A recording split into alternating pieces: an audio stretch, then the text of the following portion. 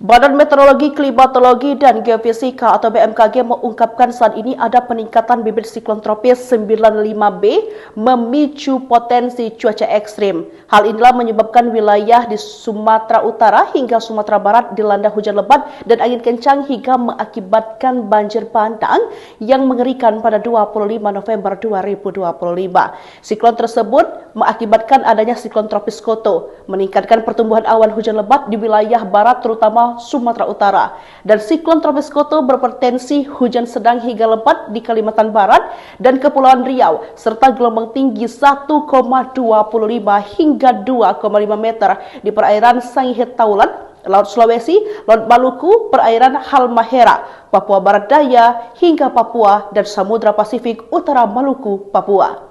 Kemudian Kepala BMKG Teguh Faisal Fatan menyebutkan dan meminta masyarakat di wilayah terdampak meningkatkan kewaspadaan terhadap potensi cuaca ekstrim.